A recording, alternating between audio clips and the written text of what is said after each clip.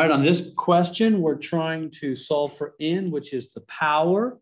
So whenever you're solving for a power, so step one, we're going to get the base to the power alone. In other words, this part right there, that's the base to the power, right? That the 256 is the base and the n is the power on that base. We got to get that piece alone. That's our first order of business. Get that alone. So let's add 35 to both sides.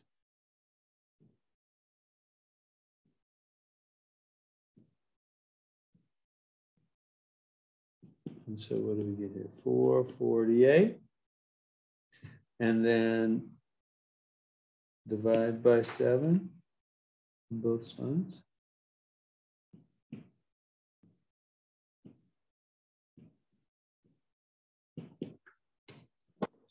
My calculator here.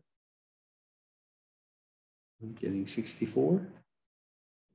Okay, so now that's step number one. Get the base to the power alone. We did that. We got the base to the power alone. Now, step number two.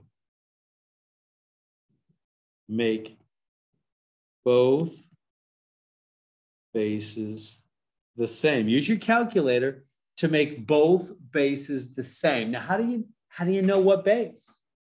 Well, experience.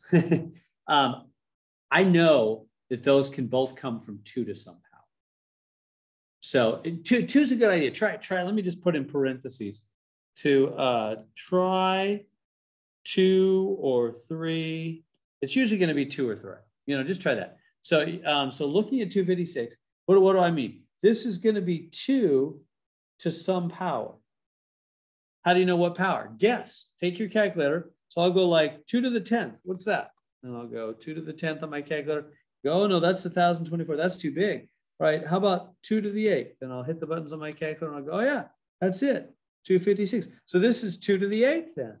And now don't forget the n is there still also, right? So now what about the right side? What about 64? Well, try your calculator. What about 2 to the 7? I think that's it, isn't it? 2 to the 7? No, it's 128. 2 to the 7. So then that's too big. Go lower. 2 to the 6. Yeah, that'll be 64.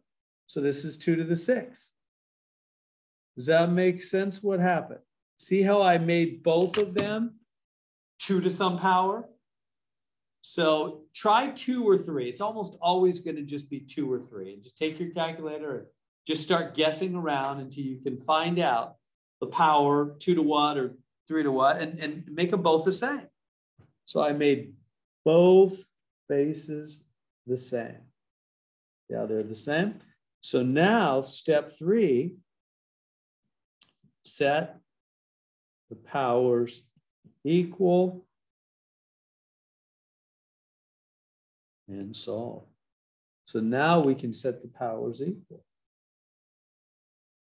Grab the this power and this power, and they have to be equal. Why? Well, because if 2 to one of them is equaling 2 to the other, the powers couldn't be different. Or 2 to one of them would not equal 2 to the other one. Those powers have to be the same. That's the only way 2 to one of them is going to equal 2 to the other if those powers are the same. So there we go. Now just solve for n. And so just divide by 8. Boom. You can reduce that fraction, right? Like we always reduce fractions. Divide top and bottom by 2. And so that's what? 3/4. And that's our answer. N equals 3/4. So let's recap what happened there.